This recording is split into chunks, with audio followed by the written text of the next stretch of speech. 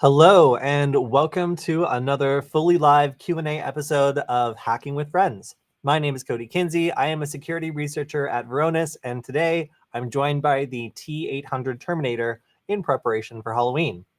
If this is a different model of Terminator, please let me know. I'm not a Terminator expert, but I have been making some preparations for Halloween. It's one of my favorite holidays coming up, so I wanted to talk a little bit about how you might be able to use AI to do some creative Halloween projects and a little bit about what I have done so far. So hello, everyone. Good to see you. We're actually starting at the normal time today. Often when we have a guest or something, I'm kind of a one-man band. I'm kind of like doing everything at the same time. So if we have a guest, I usually like to schedule an hour later so I have more time to get ready. But today it's just me and my friend here. So I have decided to make a little bit of an interactive Halloween display. Just because I think that anybody who's going for candy, like maybe deserves a little bit of a surprise. So being one of my favorite holidays, I have put a little bit of what I've learned recently about designing code with AI into a demonstration that makes it so that anybody who takes maybe more candy than they're supposed to might get a little bit of a surprise. So allow me to demonstrate. Let's see if I can show off how this works. So you can see the candy bowl has a little bit of foil on the inside, and this trick works on capacitance. So at the very core of this is a USB nugget. So this is a microcontroller with a screen and a breakout. And in this case, I also paired it with a breadboard breakout.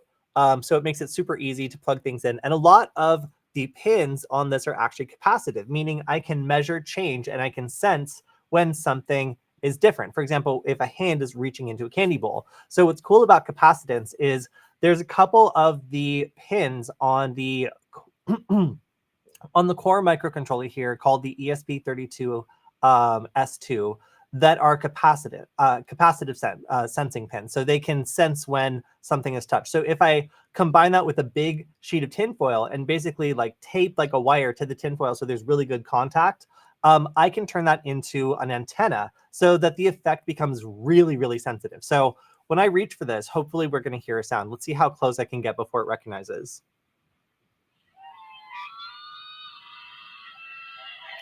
Okay, so it recognized I was going for the candy. Let's try again. Excessive candy detected. Prepare for termination. I have detailed files on candy. Okay, all right. So let me, I'll hold it up so you can hear. Mission objective: retrieve stolen candy. Excessive candy detected. Prepare for termination. Excessive candy detected. All right. It's just gonna keep yelling at me. Okay, so how does this actually work? Well, the code that I made is, as I said, AI generated. So what I did was I put in the particular pins I was using. I went to, I'll show off my screen. I used CircuitPython here to actually write the code. They have a lot of really useful examples on how to integrate a speaker and how to use touch input. So I've tried out a couple peripherals that I wanted to see if they would be cool to teach little classes about. And speakers or amplifiers are really nifty because it means you can play all sorts of wave files from just a little bit of code. So in this case, I added a little speaker with an amplifier and then just the USB nugget here to play something every time it senses a little bit of capacitive change. Now, I also decided I wanted some Arnold Schwarzenegger style voice for this. So there are a bunch of AI services that allow you to generate speech from an example. So in this case, I looked for a Terminator, T800, and then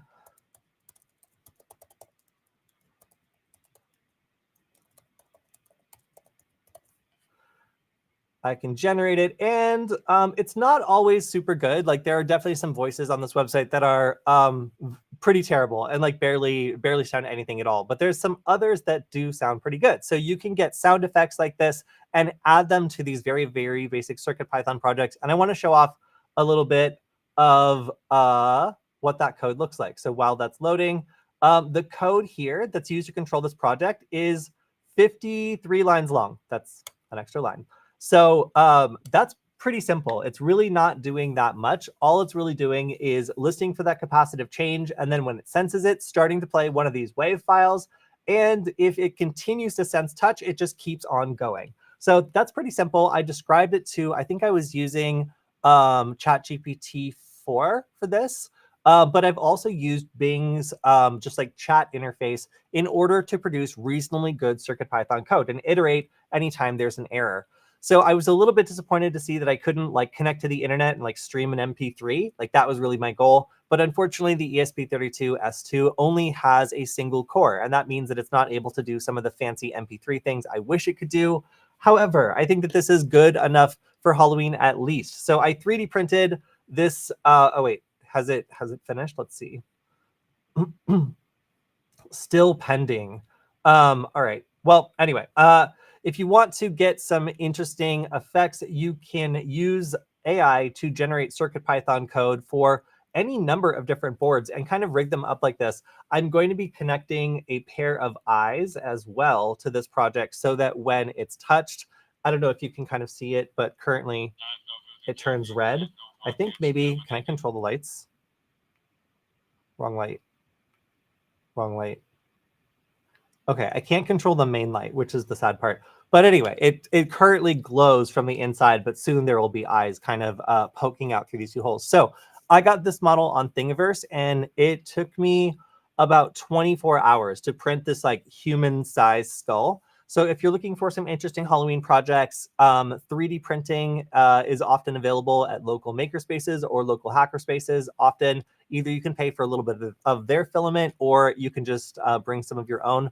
But there's still plenty of time for these sorts of Halloween projects. And yeah, there's a lot of cool stuff you can do with just some of the innate abilities that some of these microcontrollers have. Capacitive touch sense is pretty cool. And the fact that you can use it to maybe line your candy bowl with aluminum foil and detect when someone's grabbing candy, or you can also just have a metal candy bowl that's capacitive anyway.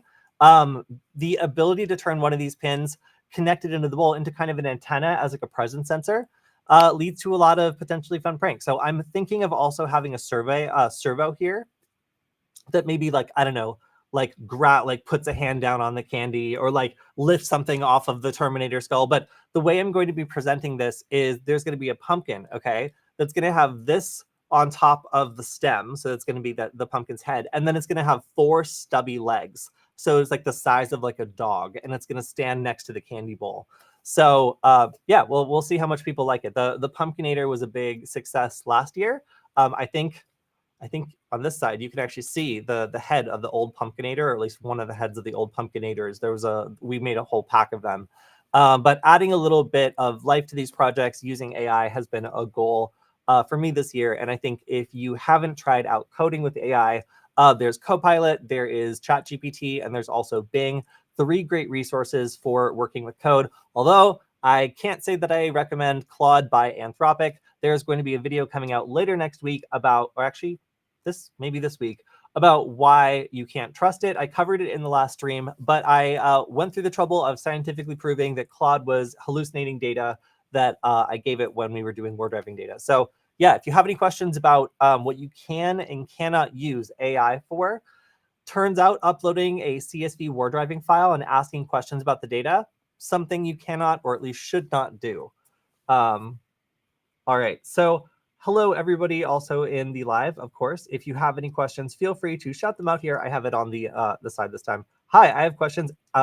Please ask them. That is what this is for. But if you haven't already seen it, I also want to give a shout out to our Discord server, which is in the wrong window. Let me grab it. Because we have a bunch of people in our Discord server who have been sharing lots of great stuff. So hello, everyone. So I always shout this out just because we've had a bunch of people who have brought me news that I would not have seen otherwise. And if you want to see a little bit more about this, you can go to nugget.lol.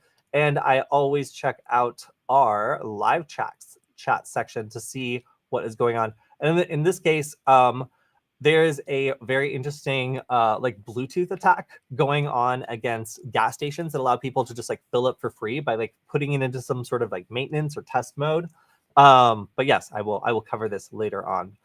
So yeah, feel free to join our Discord server if you guys want to drop questions here. we always are listening on the live Q&A section. Of course, we've gotten some questions on just the YouTube channel as well. All right, so a DNS zone transfer, that's a great question. So a DNS zone transfer is something that I usually come across when I'm doing open source intelligence. It's something that usually allows me to learn more information about the recipient or the person who currently owns a domain. Attempting a DNS zone transfer, I don't totally know the underlying details. I just know that it's usually part of like an OSINT investigation when I'm doing active reconnaissance and I'm trying to figure out more information about a domain by trying to see if it's been like slightly misconfigured. I might need to get back to you on that one because it's been such a long time that I don't want to say inaccurately what it is. But I believe it's like, well, for me anyway, it's been a part of like an investigation where I'm trying to like suss out details about like a particular like web domain where I don't know who owns it, or like I maybe don't know if it's malicious or not. Like that's usually where I've seen that term, but I can't tell you exactly what it's for. I'm sure somebody in our chat probably knows. All right, I'm gonna also bring up, let's see, a couple of other things that I did this week. So one thing that I just wasn't aware of, and perhaps someone in the chat could tell me, I don't know if anybody has taken a 3D print off of a 3D print bed and had it spark at them. But this morning, I was taking this guy off the printer, and as I was taking it off, it actually like fluoresced like that, like lit up each time I snapped something off the bed. So I've never seen that before, but pretty cool. I guess it's probably just like discharging static electricity, but still something that I had not seen or noticed before and thought was really weird to see like my 3D print like pulsing at me as I was removing it. Yeah. Okay, so we are all in one. We are all in the same boat because I have not been asked about a DNS zone transfer for a while. Mostly because every time I run that option while doing an OSINT investigation, like it comes up negative, like it doesn't work. So I think my impression anyway from using tools that have mentioned it has been that it's something that most websites have configured properly, but occasionally is misconfigured.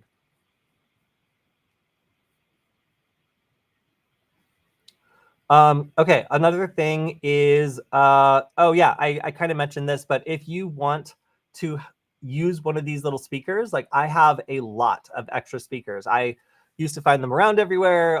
They're just really useful. And because I have so many, it's a little frustrating to me that you can't just like plug this directly into a microcontroller and start like, doing projects like this. It's just not loud enough. It needs to be amplified in order to be properly heard. So there are these really cheap, they're like 80-cent amplifier chips on AliExpress. I bought a couple just to see if they actually work, and that was kind of like the idea behind trying this project out, was figuring out that yes, they do work and they're really easy. Like I said, I was trying to find some interesting projects to teach people about programming with microcontrollers, and I tried to do these like laser detectors, and there's, oh my god, you guys, they're such a bad idea. Let me explain why it's not a great idea to do a beginner project with lasers. So for one, of course, eye damage, like what you would expect. Like, a laser is possible to like hit somebody in the eye. It's not like people don't really take it seriously. Sometimes like it's something where you really need to be careful. But these laser detectors, I think, are arguably more dangerous than the laser. Because if you plug them in backwards, or at least these cheap ones that I got access to, they burst into flames. They shoot smoke out of them and then they start a fire. So yeah, I thought I was going to be doing a project on like laser data communication. And I quickly realized I would rather do a project on speakers, because if you miswire them, like maybe you break a speaker. I don't think it's going to catch on fire like immediately the way that these do. So yeah, just let it be known that if you're going to work with lasers, sometimes the danger isn't the laser itself. It's plugging the laser detector in backwards to the cheap board that it comes on, because this is now trash and also smelled very bad. All right, so here is a question. Please, I want to know, how secure is Microsoft BitLocker? Can it be cracked if I don't remember the unlock key and I didn't save the recovery key? So in general, these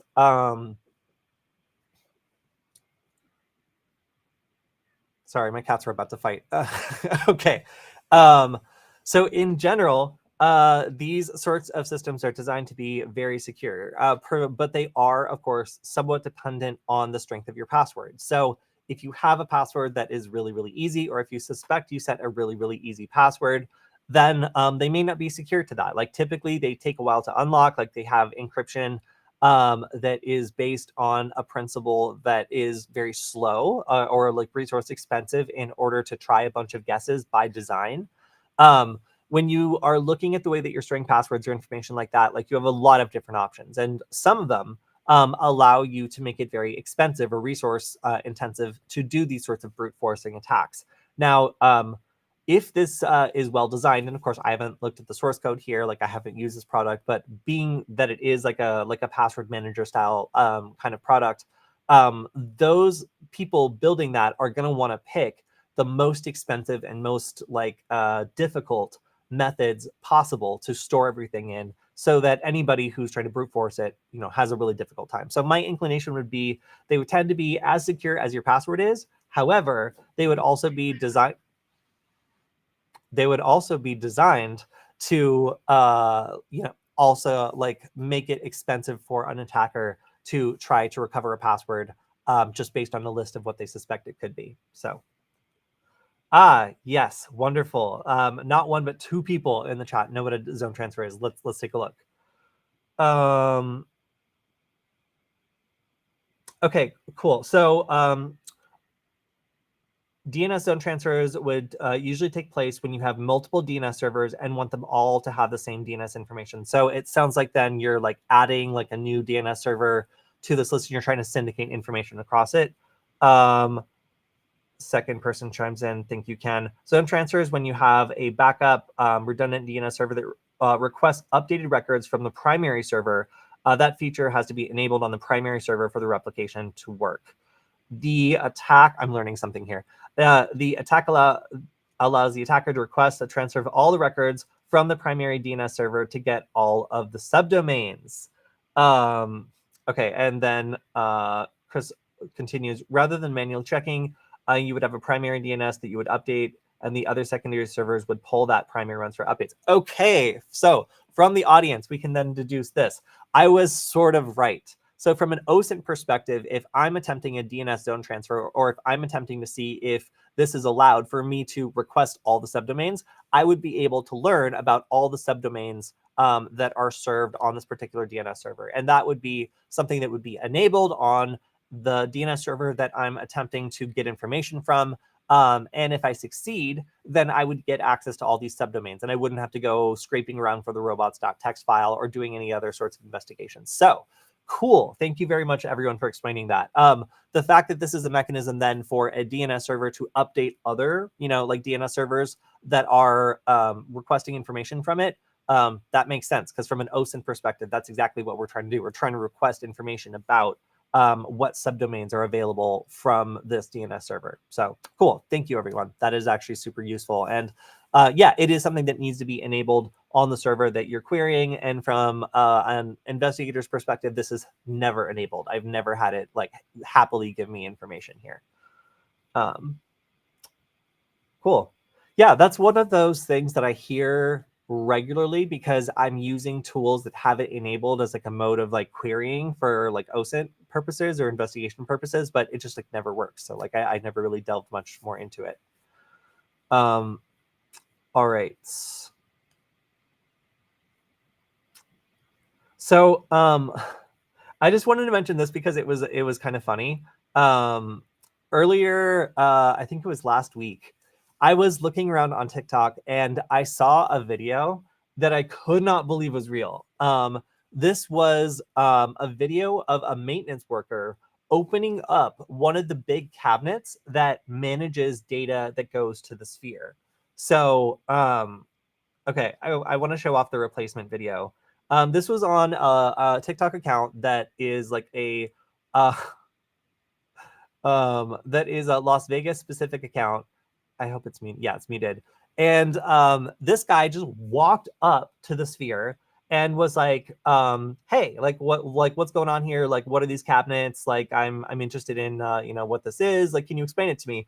And the guy was like, yeah, sure. This is one of the cameras. There's 4 of them that are positioned around the sphere that are sending a data link back to the operator. So when the sphere does like a sync or when it's projecting an image, it'll do like test patterns, and this camera is what will send via a fiber optic network information back to the operators, who will then automatically adjust for that. So there's some software probably running that will like check all this and like make sure everything's synced properly.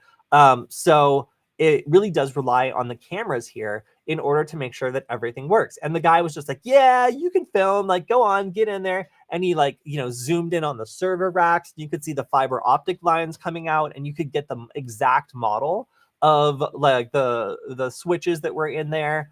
And it was like immediately obvious to me that this was going to get someone in trouble. Like I like could not believe that I was actually like looking at the inside of like one of the control cabinets. So he also explained, like, as far as he knows, this is all offline. There's no way into the network. Like you have to be in physically, like in the control center, like putting stuff up there via the system. But as a hacker, it's super interesting to me to know like what the operators have to rely on and how potentially you might be able to trick the calibration sequence or something into doing something it's not supposed to do if you're able to manipulate that data. So if I know what the software does, then maybe if I take over 1 or 2 of these cameras, I can project something on like one side of the sphere that's not supposed to be there or something like that. I'm sure, hackers would be very interested to get into these details. So I was pre-recorded or live here. What do you think, buddy? It is live. Also good to see you, 8-bit Oni. So, of course, this is a live Q&A. So I'm going over some stuff that I saw this week. But if you have a question for me about hacking or about my friend the Terminator over here,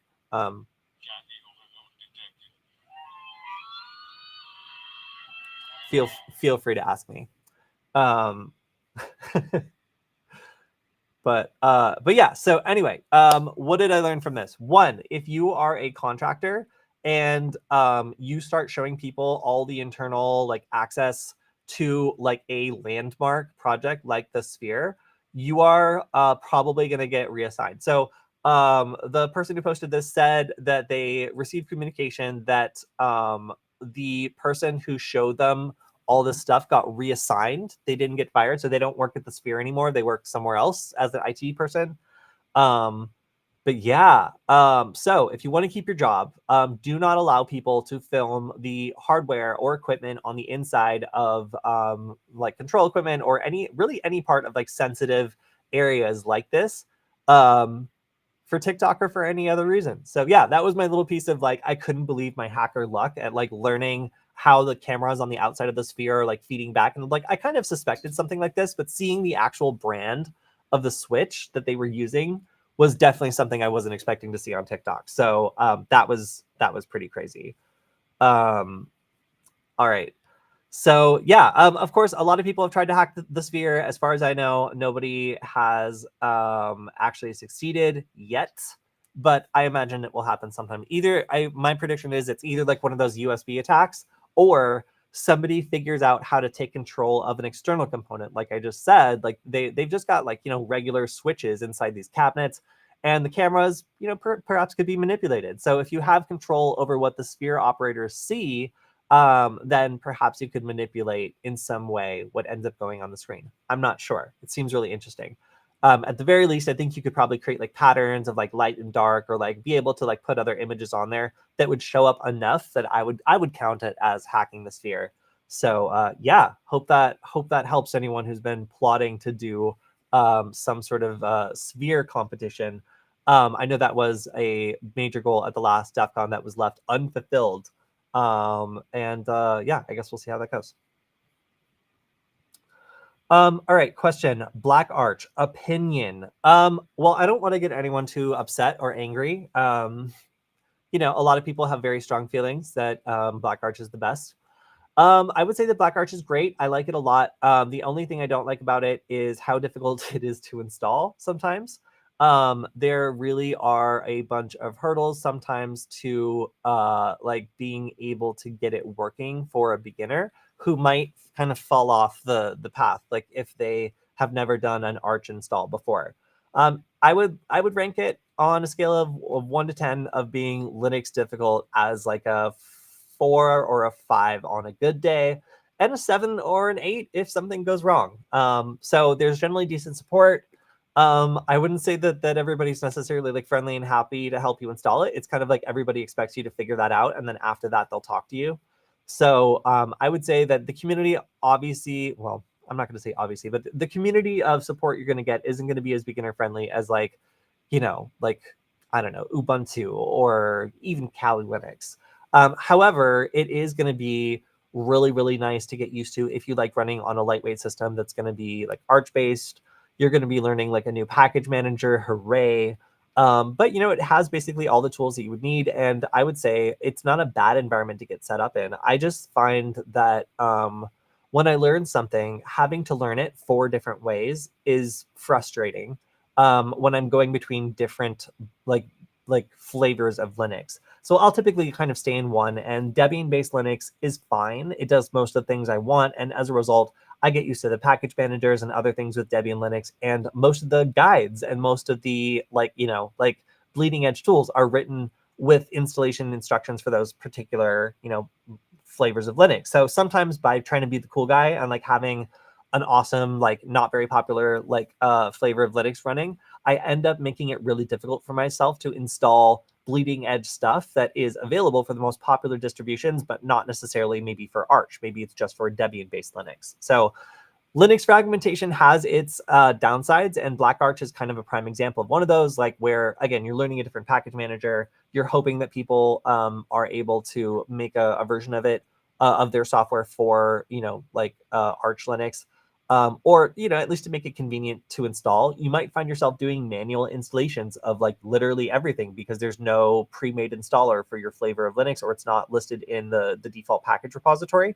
So that's the only kind of downside I would say, is I found myself constantly installing things manually, and that did get tiresome. And that's often why I'll choose to use like either Ubuntu or Kali for most demonstrations, or even for some research. Because let's say that I need to install 2 tools and I need to run them both in order to run a particular piece of research, and one of them isn't available for easy installation in Arch Linux. It just takes extra time, sometimes, and that's not a great excuse for not using a super one flavor of Linux, but it is an excuse for why I personally tend to stick with Debian-based Linux when I'm doing research and I just want everything to work. Oh, yes. So here we go. It's not meant for beginners. Just use Parrot or Kali. Yeah, like honestly, like when you're getting into security research and you're trying to like get these tools to work so you can focus on learning a lesson, unless Linux system is the lesson that you're learning, remove complications and use something that has great support and other people who are in a similar circumstance. The peer support and the straight up just like general software support is going to be something that ends up being really helpful for you. So that's why, Parrot Security OS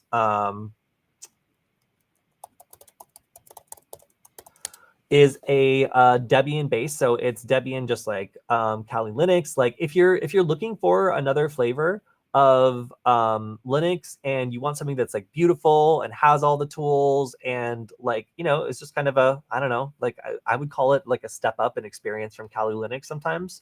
I have absolutely nothing against Parrot Security OS. It is, like I said, Debian based, the same package managers work. If you have a lesson that you want to teach in Kali Linux, you can bring it on over to Parrot Security OS and it'll just look better, So yeah, both of them are perfectly valid and wonderful operating systems for hackers that are beginner friendly, have great support. And I would say Parrot also has great kind of extensibility and like, I feel like when I'm using Kali Linux, I'm driving around like an armored personnel carrier. So if I'm just going to the grocery store and I'm doing regular stuff, like it feels weird to be like running something like that sometimes. However, I would say that Parrot is a nice enough Debian system that it works pretty nicely as a daily driver, honestly. Yeah, the more I talk about it, the more I want to get Parrot security again. But I will say that when I have a bare bones task that I need to do, having Kali Linux, just like a quickly spun up version of it, is a tried and true and very dependable way of just getting set up and knowing that there have been no customizations, no nothing fancy has been done to the operating system. It's just working. So I'll say that, yeah, I recommend Parrot Security OS. I think that if you're coming from Kali Linux or Ubuntu, the experience is just like it's just prettier and nicer and comes with everything pre-installed. It's wonderful. But yeah, so I like Parrot because the main person in the system theme is nice. It's just a beautiful operating system, honestly. Like I find that the people who made it like kind of care about aesthetics maybe a little bit more than Kali Linux. Like it just looks like I don't know. I don't know. Maybe I'm saying mean things to the people of Kali Linux for no reason, because there are some nice Kali like setups or whatever. But the fact that it's set up with the expectation that you're not just spinning it up for a demo, like you are using it to do real stuff. Like I would take a laptop with Parrot Security OS to school to learn cybersecurity and feel really good about it. And like I feel like I wouldn't need to switch back and forth between like another laptop to do a lot of the stuff I wanted to do. So that's my 2 cents. That's why I enjoy Parrot Security OS. I don't use it as much as I should, but I think Kali Linux honestly gets the job done. It's just not something that I like to use as a daily driver.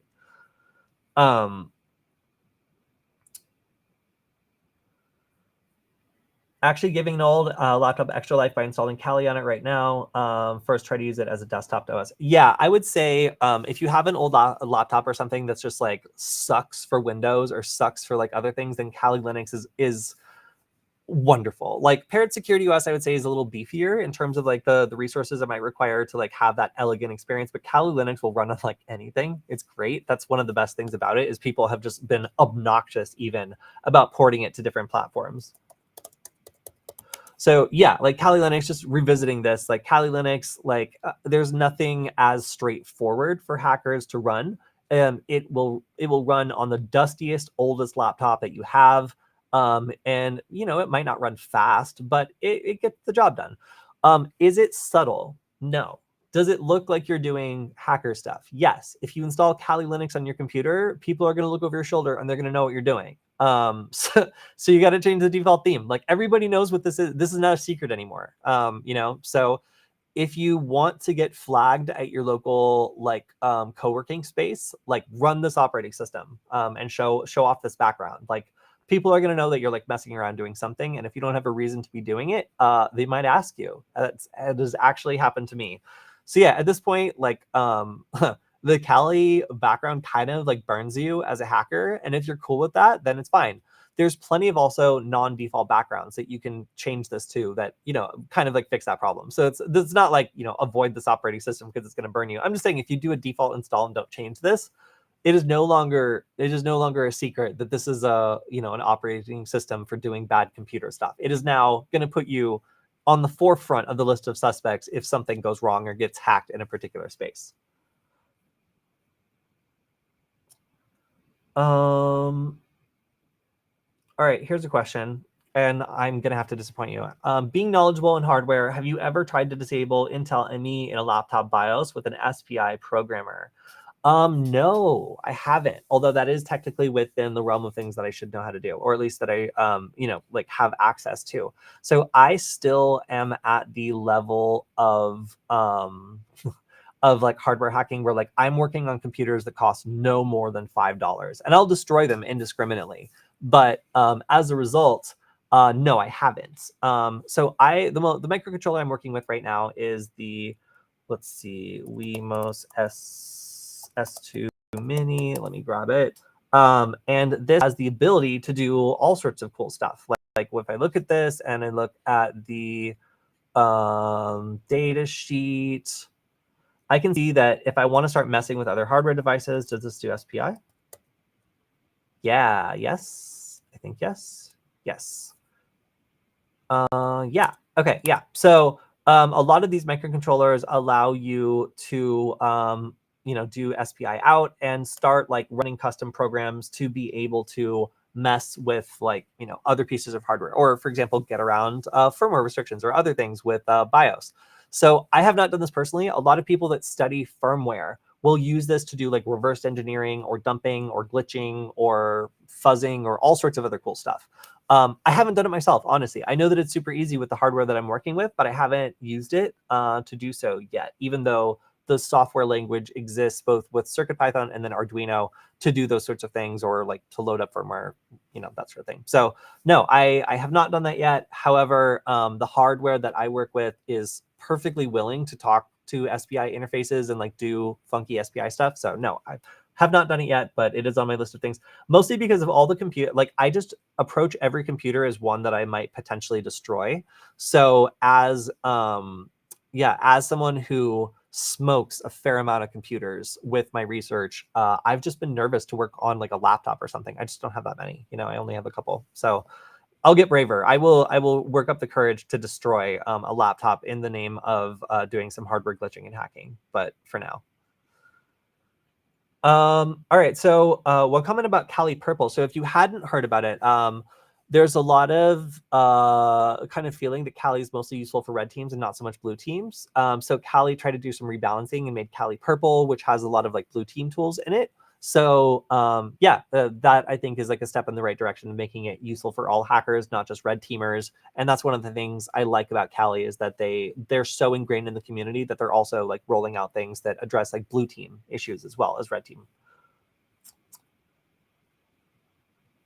All right, here's a question. Do you ever play CTF or are you just a skid? So I believe the polite term is script kiddie, but I do enjoy CTFs. Although I actually enjoy making CTFs more than I enjoy playing CTFs. So so CTFs or capture the flag challenges are something that allow you to teach somebody or a group of people a lesson. And give them a prize, give them a show, give them something special at the end of the game. And some of the CTS that I've done have involved one called the Chicken Man game, which is one of my favorites. You can look that one up. And then a couple others that are allowing you to hack a deliberately vulnerable web application. So I have the Cat Fanciers Association login page that's actually on one of these nuggets. So each person gets their own to hack. And you learn how to do a web application vulnerability pen test where you figure out the vulnerabilities and then you use a tool like Burp Suite or OWASP Zap to brute force it and log in and get the flag. So I've also participated in a Salesforce CTF that was at the Varonis Black Hat booth run by the security researchers who found all these like really intricate super interesting Salesforce attacks that you could run to steal data from Salesforce. So I got through that one. It was actually not that hard, and it used OWASP Zap, or again, Burp Suite, like I've been kind of familiar with in the past. So yeah, I like to do web application pen testing CTFs, but there's all sorts of other ones out there. Hardware hacking CTFs, Wi-Fi CTFs, there's lots of cool ones. But yeah, so I've done Wi-Fi hacking CTFs, web app pen testing CTFs, and then I feel like I've done other ones as well, but I'm kind of blocking out at the moment. But yeah, CTFs are great. What are my area of expertise? What is my area of expertise? So I am a Wi-Fi hacker. That's probably my first area of expertise. I also have an interest in investigation. So my colleagues who work with me collecting data have described me as a data pig and loving finding data in like a truffle pig, if you will. I love finding data in all sorts of weird places and bringing it together and learning stuff. So my natural inclination to find data wherever it lives and put it together into a picture has led me to be an open source intelligence trainer, where I look through government databases that are open to the public and APIs that let you write little scripts to pull information in, as well as like third-party data sources to help like journalists and investigators be able to use the data that's out there on the internet to do investigation. So that's something I really enjoy as well. And then I also really like microcontrollers because I like being able to take an idea in my head and then in one day of printing and a little bit of coding, be able to make something like that. So microcontrollers, OSINT, Wi-Fi, and those are kind of my primary things. I dabble in all sorts of other stuff. Like I like teaching Python programming and some other like electronics things. Like I like to teach people about soldering with I just did a workshop in Missoula, like teaching people how to kind of like put these little PCBs together that let you change the color based on changing the knobs for red, green, and blue. So hardware hacking, I would say, is also something I really enjoy. And that would be about it. So if you ask me questions about like Windows, virtual machines, or like a lot of these other like more, I guess, like ethereal questions about like specific realms, that's not really my forte. Of course, I also do content creation. So video production, photography, like all that sort of thing. I'm an expert at that. I'm also an expert at fake IDs because I used to be a bouncer at a music venue in Los Angeles for 4 years. And yeah, I've got some other hidden talents as well. Yeah. Have I tried Cali Purple? And if I have, do I plan? So I have not tried Cali Purple yet. I'm going to be getting some new laptops soon. I think I'm going to be getting a new like ThinkPad and a new M1 MacBook. So I'm interested to see what it's like to virtualize, Cali on each one. I don't do as many blue team things, but I am interested in it. So I will be checking it out at some point. I might make a video on it. If you guys want to see it, please let me know in the comments, and I will take a look at featuring the differences with the purple version of Kali versus the other ones you might use. Maybe other people would want to switch to it too. Can you reverse a linked list in C live on stream, please? What? No. I mean, like I could tell Bing to do that and it'll just give me some code and you can watch that happen. But like I'm not ChatGPT. No. How many CVEs do you have under your belt?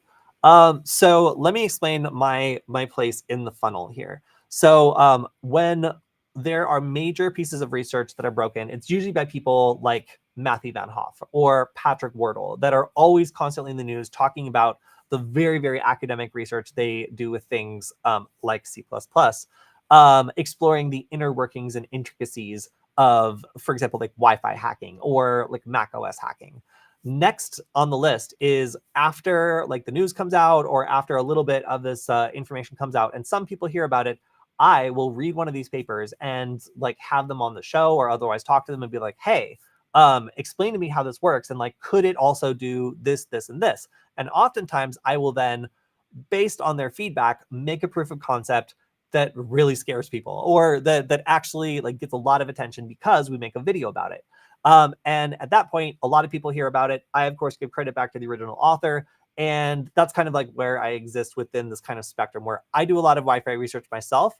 And some of it I have done presentations on. However, none of it is like CVE worthy because a lot of this is like Wi-Fi information leaks or ways you can take over Wi-Fi devices by using things that are part of the Wi-Fi standard, but not technically something that they're going to fix. Like this is something that they just like have to accept if they want the standard to work. So there is often people who are racking up CVEs that are making research papers that are not maybe like super accessible to the average person, which I'll go in and find examples of that I'm like, wow, that is really bad. And then make a proof of concept that shows that off to a lot of people. So if that makes sense, I don't really do CVEs. It's not really my job to like do that kind of research. The kinds of research I tend to do is, okay, like a researcher found this obscure thing that happens when you attack Wi-Fi in this way. How effective is it actually? Like how, like, can I do some research into showing off, is this attack going to work against lots of devices or is it just a couple devices and it's maybe not that much of a big deal? So proof of concepts are kind of an interesting place to be within like the cybersecurity spectrum where the core research behind like this vulnerability might have already been done. And the manufacturer's like, I'm not going to fix that. As soon as that happens, then my role comes in where I get to see, okay, how bad is this? And then if this is just going to be built into our technology, like what can we do with that? Like, is it actually something that we can do more of? One example I'll give off really quickly is Matthew Van Hoff did some research that shows if you have just a couple, like 5 or 6 really, really common Wi-Fi networks that a lot of people have connected to before, like open Wi-Fi networks from like Starbucks or other places people tend to connect to Wi-Fi, you can unmask and learn a lot about the majority of Wi-Fi devices around you, even though they're supposed to be protecting themselves and like anonymizing themselves. So he's like, wow, like, my limit here is creating maybe like 10 or so of these Wi-Fi networks, but just 10 or so is enough to de-anonymize 80% of nearby Wi-Fi devices. I'm like, 10 devices, like 10 Wi-Fi networks, I can make 100 Wi-Fi networks. So I took a little bit of research and then expanded on it to be able to make so many fake Wi-Fi networks that I could anonymize almost 100% of the devices around me, even when they were trying to hide themselves. So that's the kind of work that I tend to do. It's a little bit more dependent on other people's initial research and some of their initial suggestions, and then taking it a step further and doing presentations on it. So no, I don't have a lot of CVEs, and I won't really reverse a linked list because I use Python. You shouldn't smoke computers. It's not worth the high. I fundamentally disagree. And this is where I get into arguments with a lot of my colleagues in the electronics field. I believe that all components are designed to be smoked in the name of science. And by that, I mean, of course, having the magic smoke come out by plugging them in the wrong way or sending them too much current so that they explode or otherwise stop to work. I have a lot of components that I have tried to do experiments with and ended up exploding. And that's fine. I think that if you're smoking out components, if you're plugging them in the wrong way by accident, if you are actively learning, provided they can be replaced, it's always worth experimenting and accidentally burning up an electronics supply. I will admit that I should probably use more resistors when I'm making my prototypes. However, I will say that I have never met an electronic component I wasn't willing to burn out in the name of science. What should I install that is not Kali or Black Arch? Man, I used to really want to recommend Manjaro, but like that project has kind of fallen apart, so I really can't anymore. Frankly, honestly, I often find myself using Ubuntu just for research, science, like that sort of thing. Like it's easy to like weaponize when necessary, and the support's really good. So I think you'll find like a lot of people that work with Linux all the time end up using Ubuntu just for all the reasons that I've mentioned. So yeah, for like a daily driver, Ubuntu, weirdly enough, is something where it's one of those like curves where it's like beginners and like super experienced people both like heavily use Ubuntu, and then in the middle it's like people using like Kali Linux and Arch and like all this other stuff. So yeah, I would say weirdly enough, most of my friends who work with Linux all the time use Ubuntu, even if they do security stuff.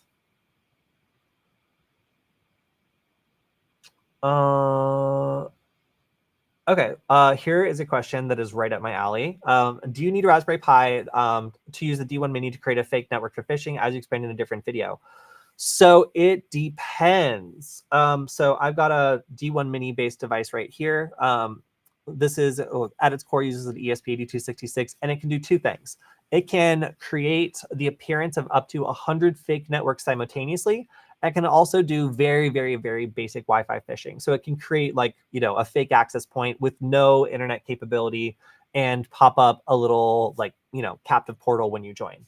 That's not, like it does technically work. A lot of phones will tend to avoid it because it can't provide like a real data connection, and cellular devices know that, like a cell phone knows that at this point. So sometimes it can be a little bit difficult. If you wanted to step up the attack and you wanted to provide like a real, like make it like a real serious attack, I would say you could have the ability to use like a microcontroller to create all these fake networks, and then use like an alpha wireless card or something like that to make a phishing network that actually allows the person to connect and does all the phishing stuff you would want, like DNS redirection to send them to like phishing pages, and then like the captive portal pop up. All that would be like perfectly doable via a Raspberry Pi. The reason I like that combo also is most Raspberry Pis are able to use their internal wireless cards for attacks. So let's say that I want to do this on the absolute cheapest, right? Like I want to attack someone over Wi-Fi, and I want to do like a phishing attack. I take the Raspberry Pi, which has a wireless card in it. I plug it into Ethernet, so it has a data connection. I use the internal card of the Raspberry Pi to pop up like a malicious, like a phishing page, and then I plug in a D1 Mini or like a microcontroller, and I use that to put out the bait. So it creates like 100 fake networks. So my target walks into the room, their device recognizes maybe one or two of those like 100 fake networks, and then my Linux, my Raspberry Pi based wireless network adapter becomes whatever network, the device is trying to connect to, like Google Starbucks.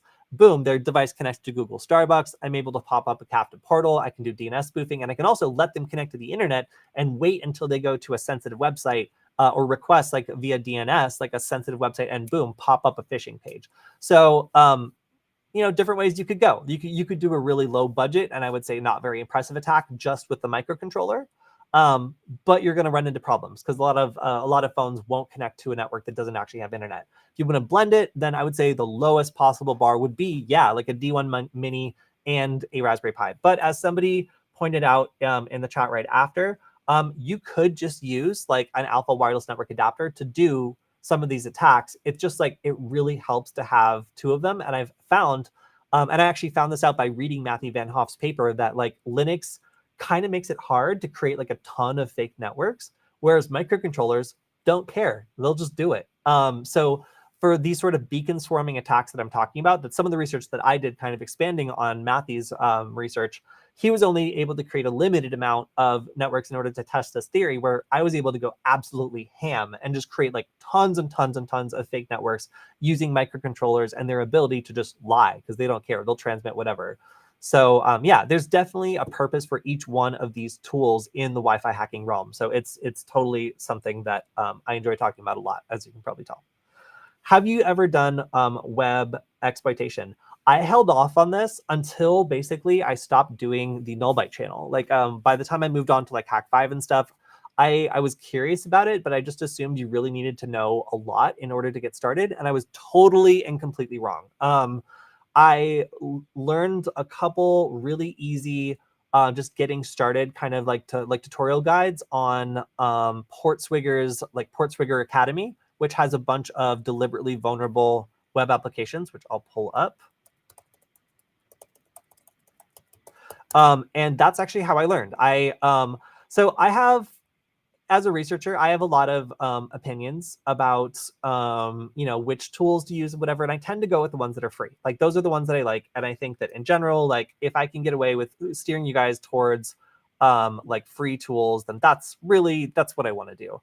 So I will make exceptions though, if I'm able to show off really, really great tools and they make it easy for me, because then I have the confidence that other people asking will probably be able to get the same thing. Not so with Portswigger. I found this to be very, very annoying. They would not give me the free trial so that I can make videos for everyone using Burp Suite, which is the most popular. And I found that to be very annoying. So instead, I learned how to use OWASP Zap, which I absolutely love, by the way. I think it's wonderful. Let me exit out of this.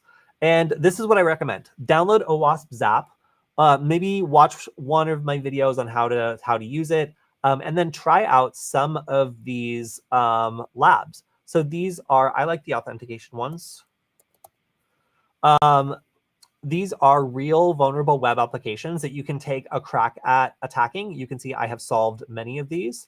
These are ways that you can figure out how to break authentication and log into things like broken IoT devices or like other just like poorly set up login schemes.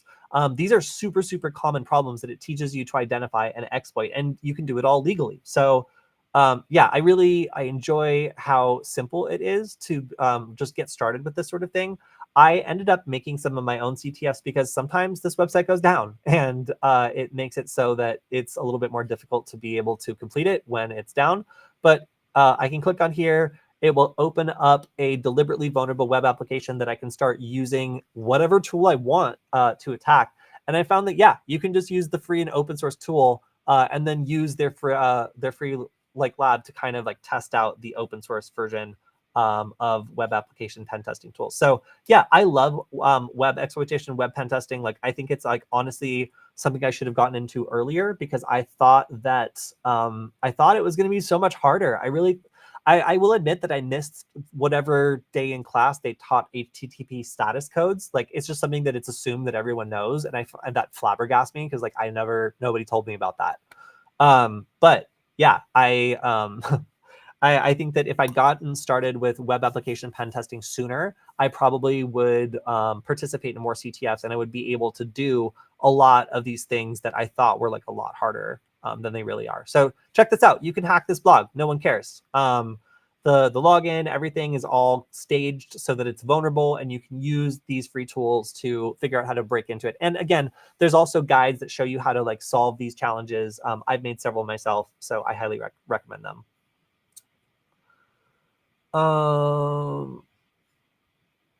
Do I ever play CF time CTFs? What's your team's rank? No, the only thing that I'm ranked on is Wiggle, and I'm in the top 200 of wiggle.net. So I'm just going to take this opportunity to brag about that. But I have not played the CTF, so I don't have a rank. Okay, so here's another comment. I'm more of a data / OSINT person. I've created my own pipeline tools. Actually, it's a learning experience making my own data database up from the ground up, just using. Yeah, like okay. So this is a similar experience to what I had. As I learned Python, I combined it with my interest as an investigator to write tools for other people. So let's say that I found a really interesting data set in LA Open Data. So I used to live in LA, and I still sometimes do. And I love being able to pull from these open data sets. And as an investigator, being able to use a little bit of basic Python to write my own queries. So if I wanted to learn business data, I could do searches for all the different data sets, like a listing of active businesses, and be able to write tools that query this on behalf of investigators. I can even write combination tools that take an initial hit and then use other city data sets to enrich the data. So let's say that I find an active business, I can search to see if they have a liquor license. I can search to see like what the recent food grades are. I can bring in all this extra data as an investigator that lets me flex a little bit as a programmer and also contribute something back to the community. So I think a lot of people have had like similar experiences because it's a great thing to be able to share whatever you're interested in as a tool that other people can use to learn.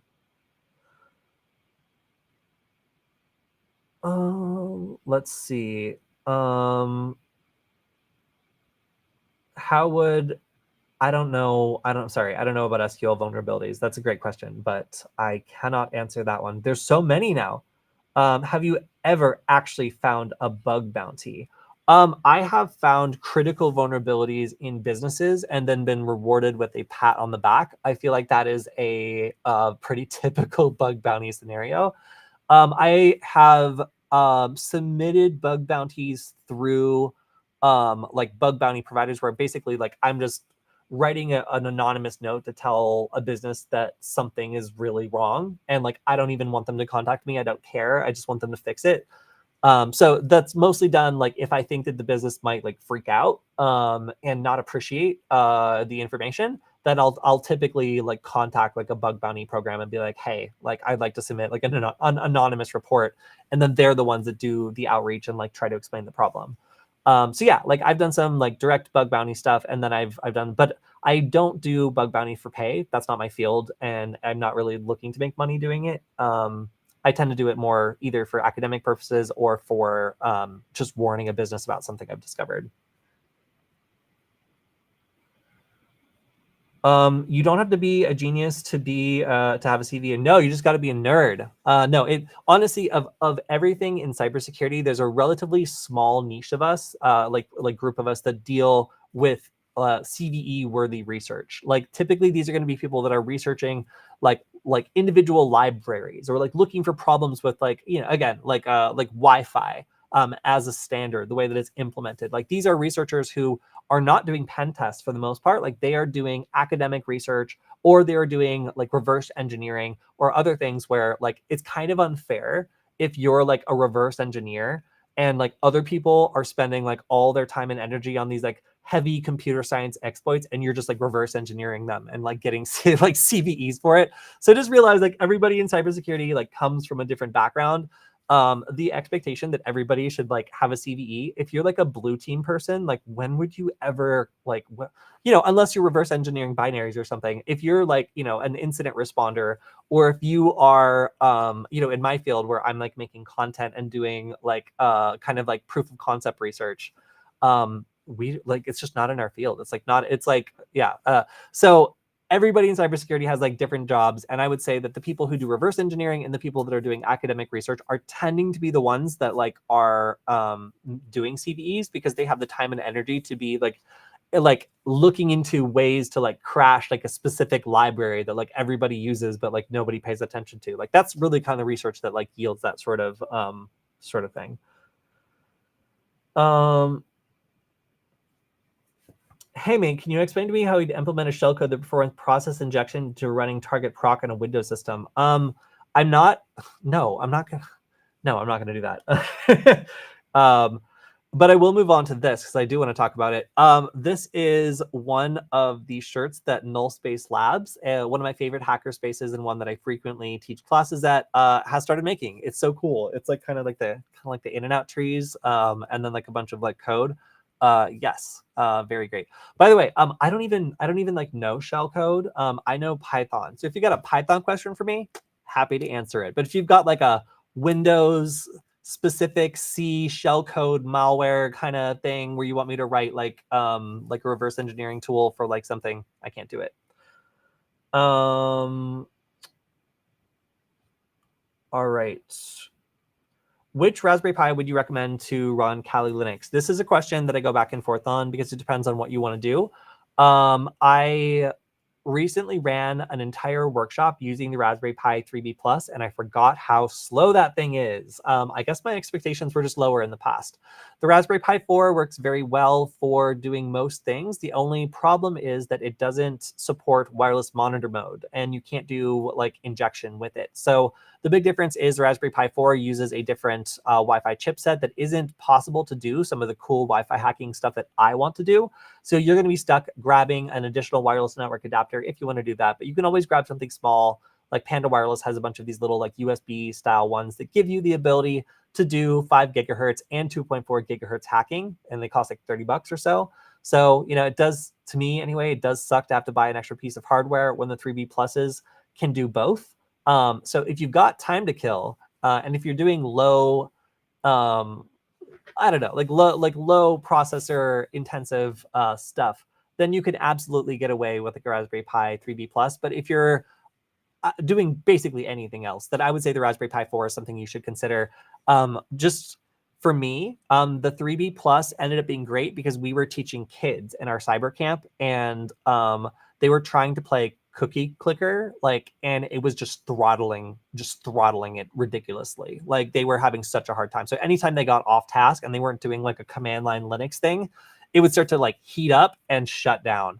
So yeah, we had a lot of computers get too hot, and that was actually the joke. Was I would give them a thermal like reader, like image sensor, and they would walk around and like measure how hot they got their computer before it shut down.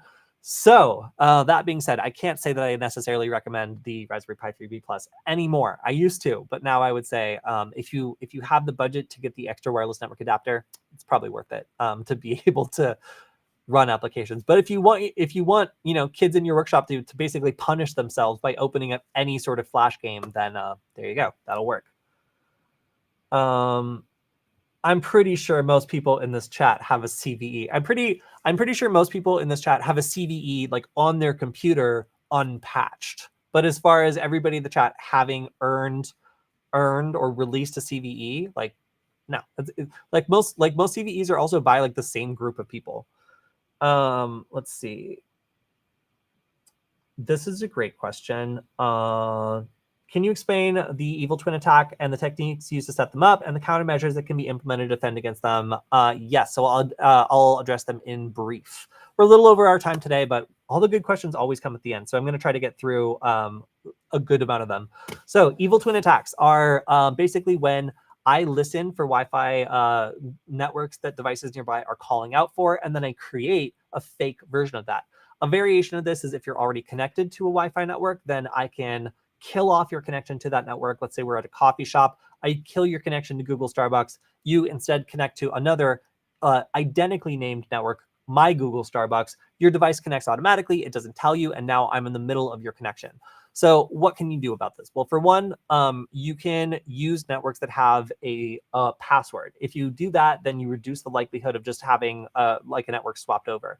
Now, if the password is known to everyone, like it's again, like a coffee shop and they share the password with everyone, it's a little bit more difficult, but I would recommend using a VPN.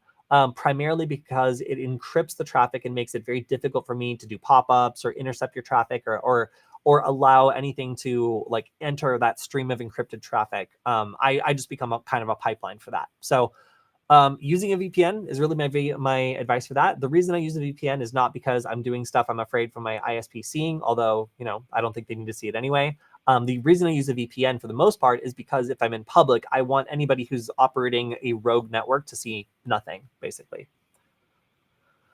All right.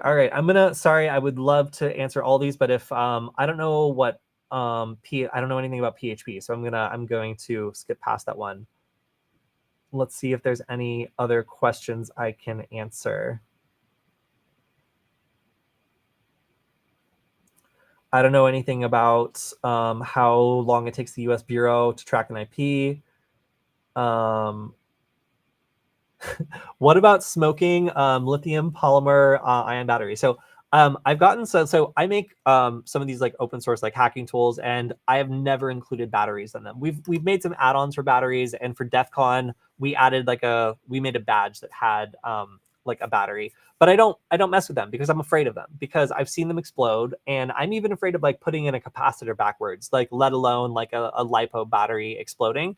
So I am very, very reserved to use like a LiPo battery in most of my projects because of all the things I have the courage to smoke, a LiPo battery, like plugging that in backwards or like puncturing it or something, I don't want to do it. It's not worth it.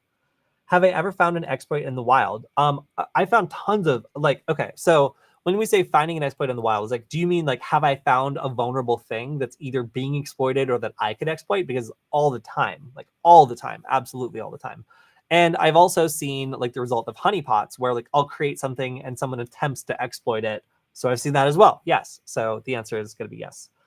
Do I prefer heap or stack exploits? As I explained, I am a Wi-Fi expert, I am a OSINT expert, and I am a hardware expert. Mission objective: retrieve stolen candy. So not necessarily my field of expertise. I started out with computer science and I transitioned into networking and electronics, as you can see. So heap versus stack, I understand that, but I don't have a preference because it's not where I work. All right. Any advice for sorting / carving Google takeouts, Facebook data, backup data? Yes, absolutely. Try out having ChatGPT or Bing AI write Google Colab like Python to visualize this data. If you feed it a small part of the data set and tell it you want to break it down by this, create a graph based on that, it's actually really great at it. And you can use tools like Google Colab to visualize data, take in data sets, and do real data science. And the AI can help you write the code to do it. Now, don't just feed the data set directly to the AI. It doesn't work. I tried. It lies to you. But if you ask the AI to help you analyze the data set in a tool like Google Colab, then you can take these big data sets and actually start to do some digging into them and learn more about them. You just need to provide a sample of the data so it knows what kind of like structure it's working with. How do regex work?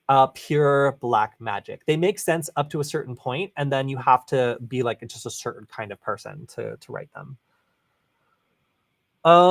Okay, I am getting to the point where I'm almost done. Hello, I am a woman in tech. Why don't you have women on your channel? So one of our most frequent guests is Angelina, who teaches about aerospace cybersecurity. You can find her on almost all of our recent Q&A streams. This is actually the first Q&A stream she hasn't been on in like 2 or 3 weeks. So just wait would be my answer. Angelina is our guest, I would say more frequently than anybody else on the show. So just wait.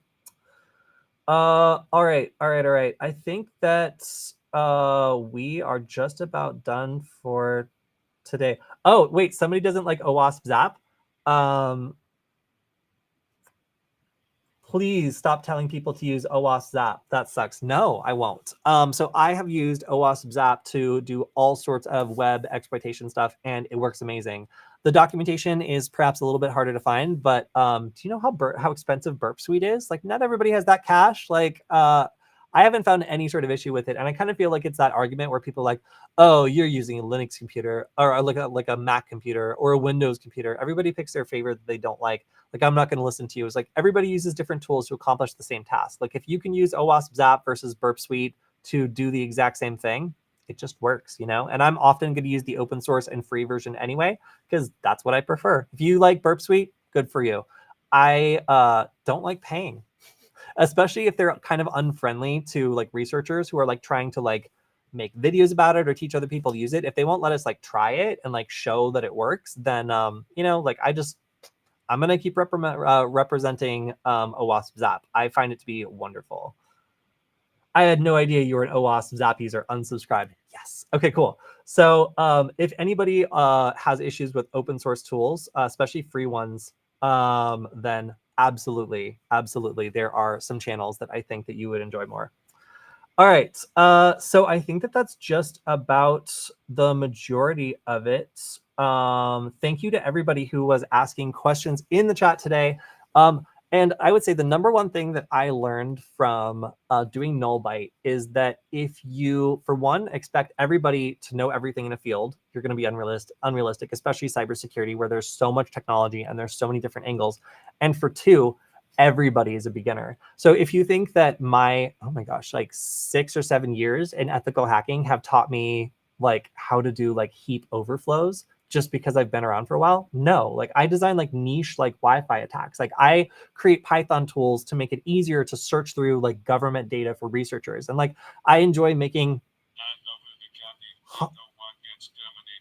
hardware proof of concepts just because I feel like it, you know. In that time, I'm pretty satisfied with what I've learned. So if anybody tries to make you feel like you don't know enough, or like your time learning in cybersecurity isn't something that makes you a part of the community, don't listen to them.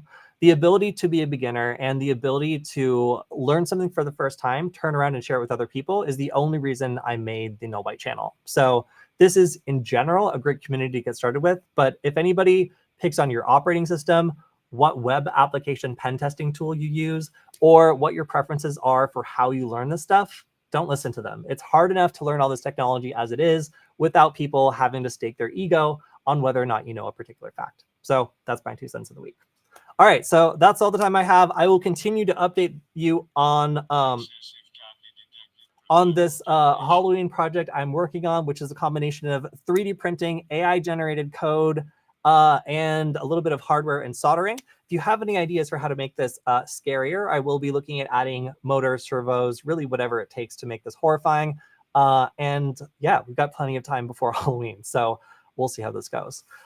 As always, a big shout out to our sponsor, Varonis, for letting us go live every week and take your questions. If you didn't get a chance to get your question answered, you can always go onto our YouTube channel and post your question there, or you can go onto our Discord server, which is at Nugget, that's NUGGET.LOL. All right, that's all we have this week. I will see everybody next week. Well, sorry, never mind, on Friday when we go over the hacker news of the week. All right. See you then, everyone. Goodbye.